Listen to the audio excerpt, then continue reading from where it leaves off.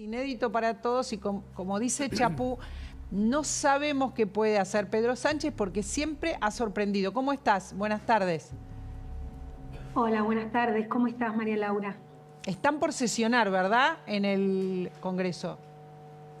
Así es, estamos, evaluando porque en realidad tuvimos novedades de parte del gobierno, de reuniones que llevó adelante con el CIN, que es el Consejo Interuniversitario Nacional, en donde hay un camino de un acuerdo para que no sean discriminadas las 60 universidades, además de la UBA, en un acuerdo que ya había establecido la semana pasada y poder integrar con un presupuesto universitario acorde a las necesidades que están teniendo en este momento bastante críticas en todo el país y en donde debemos garantizar por sobre todas las cosas la continuidad de la educación y la formación de nuestra gente, ¿no? Karina, estamos inmersos en este momento en el tema que disparó, porque se disparó definitivamente con las palabras de Milei en el acto de Vox, aunque ya había una escalada de parte de algunos ministros del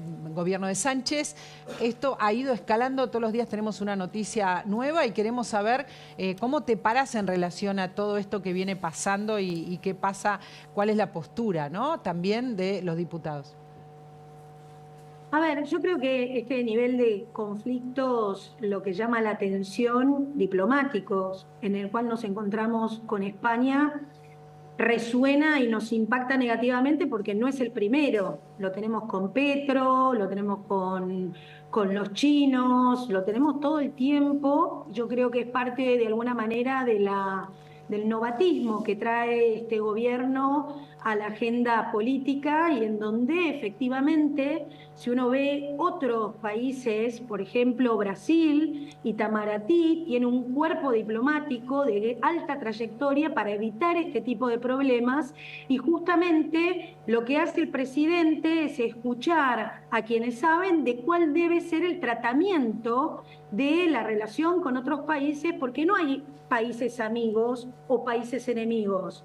Hay estados que conversan en distintas fases, la económica, la política, la comercial, en fin, la territorial. Entonces, a mí lo que me llamó la atención de esto, y por eso hice una presentación ante la Oficina Anticorrupción, es si el viaje que llevó adelante el presidente Milei incumple con la ley de ética pública, teniendo en cuenta que lo que vemos y los resultados que tenemos, más allá del conflicto diplomático que puede haber con el presidente Sánchez, es que fue un acto partidario. Entonces la pregunta es, ¿los gastos de este viaje fueron con fondos públicos o con fondos de su partido político? Porque la actividad con Vox no es una actividad oficial. Y si es una actividad oficial, tiene que estar descrita de esa manera. También hice un pedido de acceso a la información, sí. Entiendo que nosotros lo hemos hablado con Gaby aquí en el programa y hasta ahora es con fondos públicos, ¿verdad? Porque, digamos, había una actividad el sábado donde se juntaba con empresarios, ¿verdad? Sí, así lo justificó el propio vocero presidencial cuando se le hizo esa pregunta por colegas también en las tradicionales conferencias de prensa y él dijo, hay aparte del acto que es partidario, hay una agenda que tiene que ver con inversiones y por eso justificaron esta reunión con empresarios ahí como el justificativo de lo paga el Estado. Si esa es la respuesta, Karina, ¿cómo se accionan desde los diputados? Digamos, ¿les basta esta respuesta? Decir, hay una actividad el sábado o hubo una actividad el sábado con algunos empresarios. Una de las preguntas que yo hago es efectivamente cuál es el impacto de esas reuniones y hago lugar a que a través de los medios de comunicación nos notificamos que participó de un par de reuniones en la Embajada Argentina en España con empresarios. La pregunta es si nosotros necesitamos gastar esa plata o no. Somos un país pobre. El presidente lleva 5 meses en ejercicio y lleva aproximadamente 5 viajes al exterior. Bueno, quiero saber cuál es ese impacto. Y por sobre todas las cosas, yo les hago la siguiente pregunta. Si ustedes supieran que un diputado de la Nación viaja con fondos públicos a un acto partidario, ¿qué diría el presidente?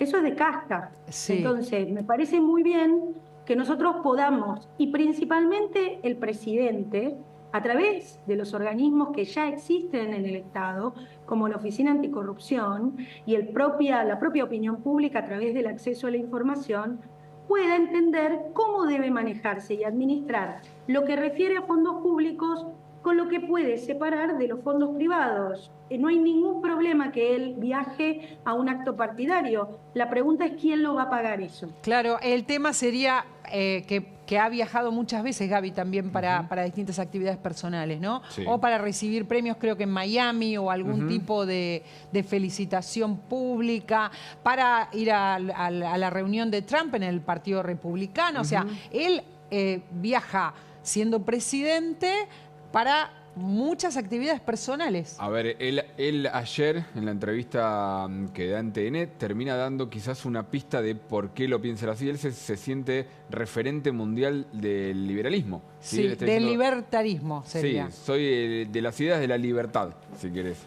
Lo plantea en Pero esos los términos. liberales se enojan porque él dice liberal libertario, ¿no? Pero él dice, hoy soy eso, y él lo que busca con estos viajes también es seguir incentivando eso. Claro, pero como presidente, la pregunta es, como presidente, si hace actividades personales, tiene que bancarlas de su bolsillo, ¿no? Por eso estas respuestas que dan y esta lógica de armar las reuniones con empresarios, por eso en la de Miami, por ejemplo, terminaron armando también la reunión con Elon Musk, que entonces justifican con esas otras reuniones viajes que originalmente surgen por cuestiones privadas. El próximo va a ser algo similar. El que 21 va de junio. en junio a la reunión del G7, ese claramente tiene una cuestión presidencial, pero después termina pasando por España a recibir un premio de esta institución, el Instituto Juan de Mariana, que también tiene que ver con las ideas de la libertad. La actividad principal, lo que dice Gaby, siempre termina siendo, voy a usar tus palabras textuales, ¿no? Termina siendo algo personal y se justifica con otras actividades